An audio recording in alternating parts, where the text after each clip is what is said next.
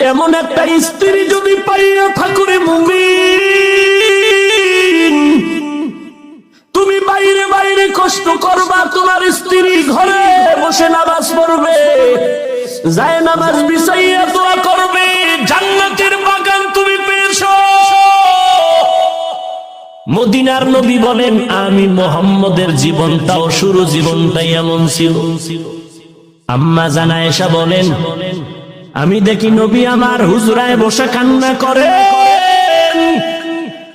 আমি আয়েশা ভয় পেয়ে গেলাম, ও পয়গম্বর কেন কাঁদেন?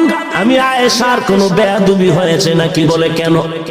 আয়েশা রাদিয়াল্লাহু আনহা বলেন, পয়গম্বর 6 বছর বয়সে আমার সাথে আপনার বিয়া হয়েছে। আমি আয়েশার বয়স কত? 6 বছর আমি আয়েশার বয়স, আপনার সাথে তখন আমার বিবাহের বন্ধন হলো। আমি আয়েশার যখন 9 বছর বয়স হলো, তখন আমি আপনার ঘরে আসলাম। ও পয়গম্বর, আমার বয়স মাত্র চলতেছে এখন 10, 11, 12। আম্মা জান আয়েশার 6 বছরে বিয়া, 9 বছরে নবীর ঘরে আসলেন। আম্মা জান আয়েশা রাদিয়াল্লাহু আনহার 18 বছর যখন হলো, তখন আমার নবী দুনিয়া থেকে বিদায় হয়ে চলে গেলেন। আর আমার এলাকায় আমার বোনের বয়স 20-25 হইয়াও যায়, আর বড় বিয়ার খবর নাই। আর আম্মা জানের সাথে নবীর বিয়া হইল কয় বছরে? জোরে খান। 6 বছর। নবীর ঘরে গেলেন কয় বছরে? 9। নবীর ঘরে নবী বিদায় নিলেন কয় বছরে? 18। নবীজির ঘরে যাইয়া আম্মা জান সময় কাটাইলেন কয় বছর?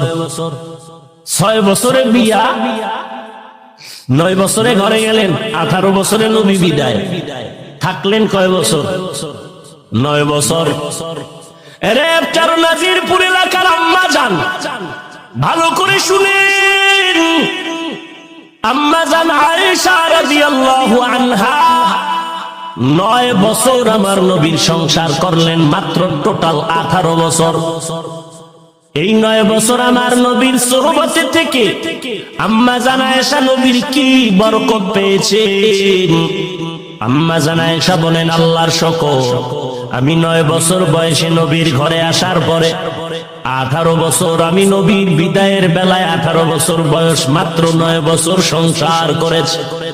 এই 9 বছর নবীর বরকতে আমি আয়েশা কি পেয়েছি দুনিয়ার নারীরা জানো? আমি আয়েশা নবীর এই